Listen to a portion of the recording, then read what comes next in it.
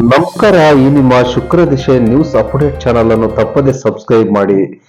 ಜಗಳೂರು ತಾಲೂಕಿನ ಸಿದ್ದೇಹಳ್ಳಿ ಮೂಡಲ್ಮಾಚಿಕೆರೆ ಬಳಿ ಜಿನಿಗೆ ಹಳ್ಳಕ್ಕೆ ಅಡ್ಡಲಾಗಿ ಕಟ್ಟುತ್ತಿರುವ ಬಿಡ್ಸ್ಕಂ ಬ್ಯಾರೇಜ್ ಕಾಮಗಾರಿ ಸ್ಥಳಕ್ಕೆ ಶಾಸಕ ಬಿ ದೇವೇಂದ್ರಪ್ಪ ಭೇಟಿ ನೀಡಿ 5 ಕೋಟಿ ರುಗಳಲ್ಲಿ ನಿರ್ಮಾಣವಾಗುತ್ತಿರುವ ಕಾಮಗಾರಿಯನ್ನ ವೀಕ್ಷಣೆ ನಡೆಸಿದರು. ಬಹಳ ಉತ್ತಮವಾಗಿರ್ತಕ್ಕಂಥ ಯೋಜನೆ ಬಿಡ್ಸ್ಕಂ ಬ್ಯಾರೇಜು.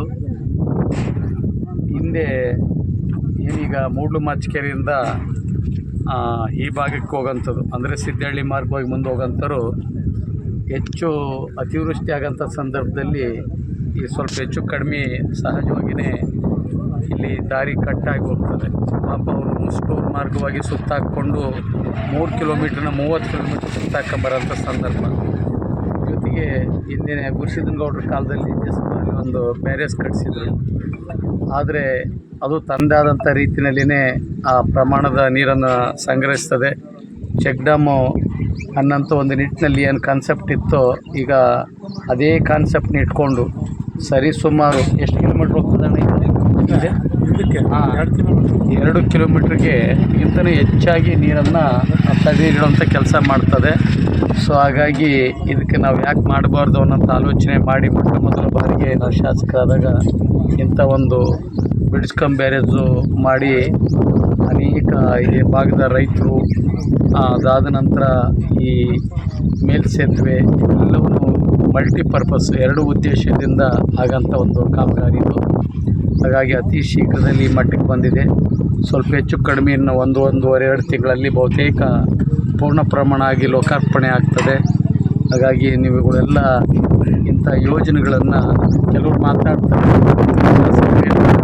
ಅಂತೇಳಿ ಮಾತಾಡಲಿ, ಹೊಗಳಿ ಅನ್ನೋಂಥದ್ದಿಲ್ಲ. ಅವರ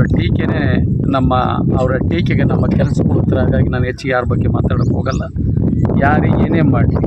ಹಾಗಾಗಿ ಶಾಸಕರಾಗಿ ಇನ್ನೊಬ್ಬರ ಬಗ್ಗೆ ಟೀಕೆ ಮಾಡೋದೇ ಅವರ ಪ್ರವೃತ್ತಿ ಆಗಬಾರ್ದು. ಏನು ಮಾಡಿದರೆ ಅದ್ರ ಬಗ್ಗೆ ಪ್ರಶಂಸೆನೂ ಮಾಡೋದ್ರ ಜೊತೆಯಲ್ಲಿ ಇನ್ನೂ ಮಾಡೋದ್ರ ಬಗ್ಗೆ ಸ್ವಲ್ಪ ಜಾಗೃತಿ ಮೂಡಿಸೋಂಥದ್ದು ಮಾಡಿದರೆ ಖಂಡಿತ ನಾವು ಅವ್ರನ್ನ ಸ್ವಾಗತಿಸ್ತೀವಿ.